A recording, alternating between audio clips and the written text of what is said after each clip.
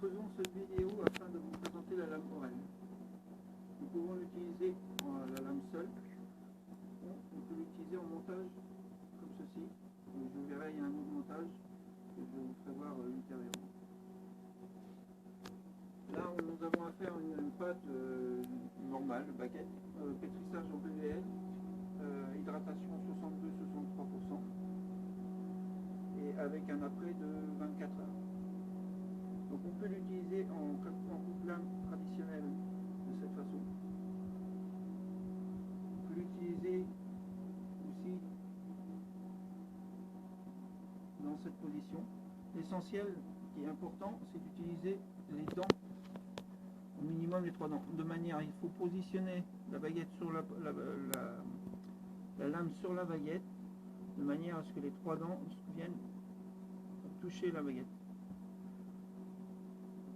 La lame doit glisser sur la baguette. On peut l'utiliser de cette manière aussi. Donc en appuyant très légèrement. Il ne faut pratiquement pas la serrer, puisque je la tiens vraiment. Cette lame a déjà coupé environ plus de 3000 baguettes. Donc elle n'est pas neuve. Elle n'est pas en fin de service, mais donc c'est une pâte qui a été maintenue à 10 degrés, donc qui est un peu collante.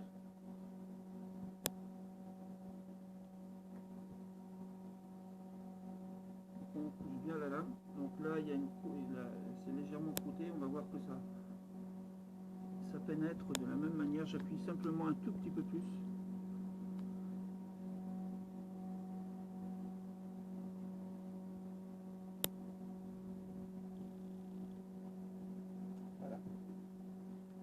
Ça c'est pour les baguettes normales. Taux d'hydratation à 62-63%. Pour une baguette de tradition comme celle-là, hydratation à 65%. On fait la même chose.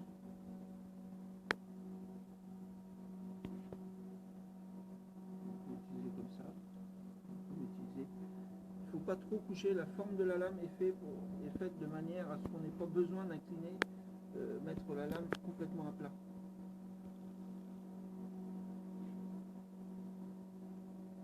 Donc si on met la lame trop à la verticale, là ça, et d'essayer de couper avec une seule dent, là on accrochera beaucoup plus, ça sera beaucoup plus contraignant.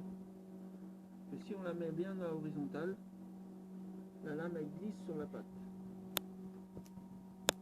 Scarifie en même temps. Mais ça fait une scarification qui est très fine.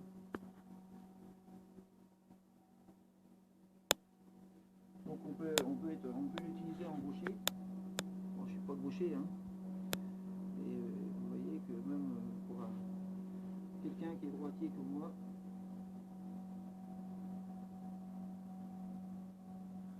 évidemment dans l'autre position aussi. Voilà. Donc ça c'est pour l'utilisation de la lame seule. Vous verrez, vous voyez que la lame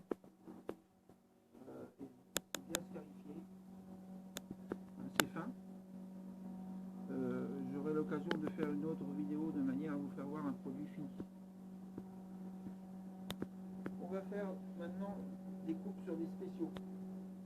Donc c'est des petits bâtards. Alors ça va de la coupe polka à la coupe saucisson à la coupe française. Nous allons faire avec cette position là la coupe polka. Donc ça c'est un pain figue abricot raisin.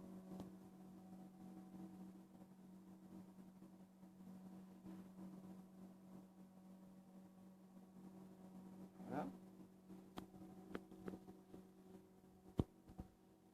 On peut faire aussi, donc ça c'est pour la coupe polka. On peut faire la coupe saucisson. On n'a pas besoin de changer, comme c'est des gros pains, on n'a pas besoin du tout de changer la.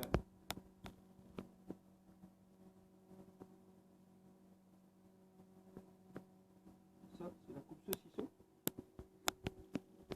Ça c'est du noix raisin, avec des morceaux de noix et raisin. Là nous avons céréales. On va faire aussi la coupe saucisson. Pareil, la même position de lame. Donc on voit bien que c'est coupé. On voit là ici que c'est bien coupé. Malgré les fruits, tous les fruits, il y a du cranberry, il y a des abricots, des figues, des oranges, raisins et fruits cuits. Ça c'est un pain au maïs.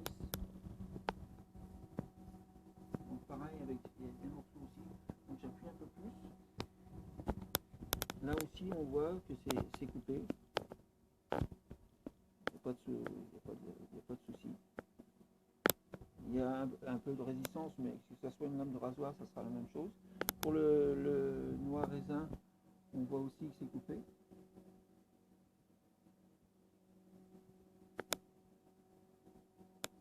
Voilà. Bon, l'abricot, c'est la même chose. Ensuite, on va faire le pain, ça c'est du seigle. Je vais faire une coupe, comme on l'appelle, moi je l'appelle en feuille. Il y a d'autres boulangers qui l'appellent autrement. On va faire on va avoir cette position là, sauf que on va faire le décalage des deux lames. Voilà, comme ça. De manière à pouvoir faire des feuilles. Parce que c'est le décalage du trait, tout simplement. Donc on enfonce au dessus, suivant la distance qu'on veut. Ça, je vais régler un tout petit peu.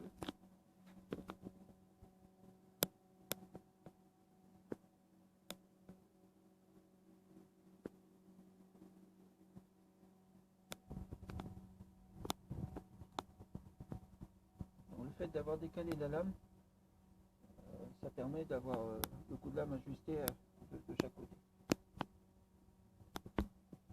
Donc ça c'est pour la coupe feuille ou la coupe épine, suivant comme on souhaite l'appeler. Nous aurons ensuite, alors pour faire la coupe, pour les petits, il est souhaitable de faire l'autre montage, donc d'avoir les traits beaucoup plus rapprochés. Donc vous avez les deux tétons qui ressortent. Là il y a un petit trou de manière à bien caler les deux lames ensemble, les rendre solidaires. On l'enfonce dans le tube de manière à ce soit. Moi je ne l'enfonce pas forcément de manière à avoir à sentir les lames sur les doigts. On peut très bien l'enfoncer complètement. Hein. Ça au souhait de chacun. Donc là, on fera une coupe saucisson ici.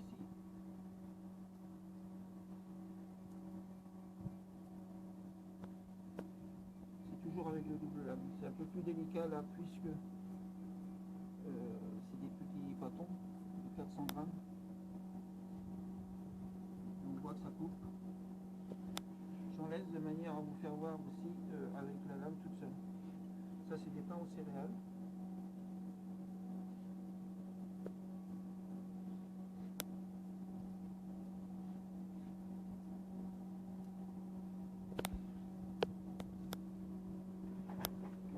Donc c'est coupé aussi, hein, si on écarte bien, on voit que c'est coupé.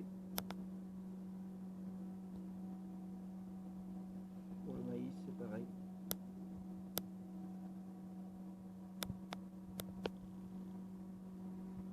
Les céréales aux fruits, c'est pareil. Nous avons aussi ici du noix raisin. Donc la même coupe.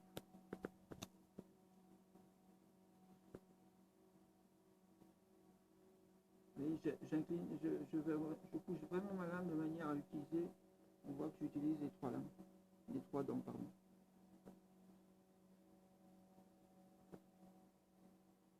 Il faut épouser la forme du bâton. J'appuie pas énormément. On voit pareil, c'est coupé. C'est bien scarifié. Donc à la pousse, évidemment, ça va s'écarter. Nous avons ici, c'est du pain complet. Donc pareil.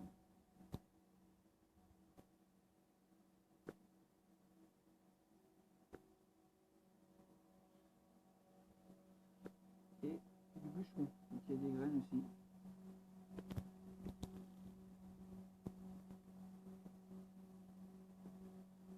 Donc on pourrait faire le montage pour faire les feuilles aussi. Je pense que ça va marcher, je ne l'ai jamais fait, mais du même principe que d'écarter. Vous voyez, j'ai décalé. Et puis juste, je me suis calé sur un petit téton. Et je mets mes deux porte-lames, mes deux lames. Donc ça va être un peu plus écarté. On va faire les seigle un peu plus écartés.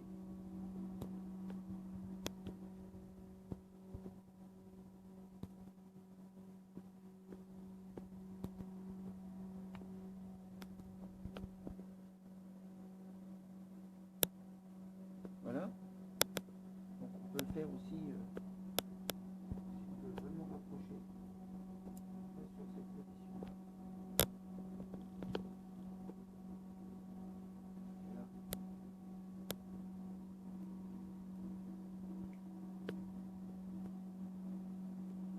Voilà. Ça c'est pour le seigle. On peut faire la coupe de cas. Là je vais revenir pareil sur un écartement un peu plus. C'était pas à l'épaule. On n'a pas été croûté là, on est très croûté là. On était dans un courant d'air, on voit que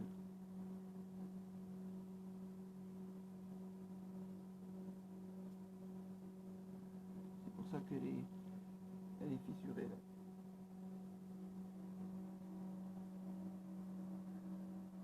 Voilà.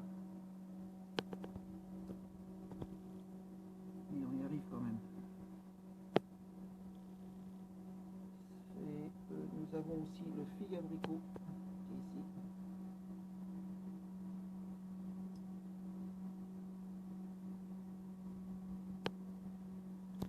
Je vais essayer avec la lame unique.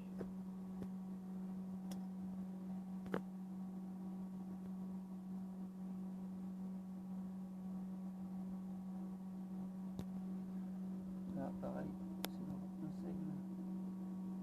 Je vais faire la coupe en feuille. On va couper le maïs. Donc là, c'est beaucoup plus simple. On a moins de résistance avec une lame qu'avec tout.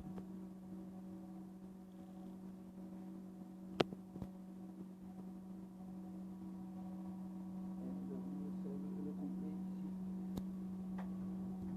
Pareil. Alors on peut l'utiliser de cette manière. On peut l'utiliser comme ça aussi.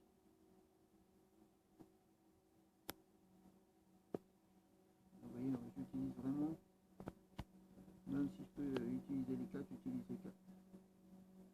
Ça ne m'approche pas du tout. Ça c'est du pain au quinoa.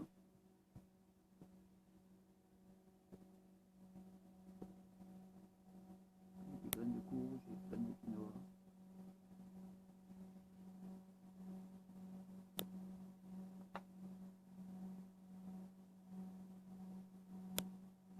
Donc on voit aussi ces coupes nettes.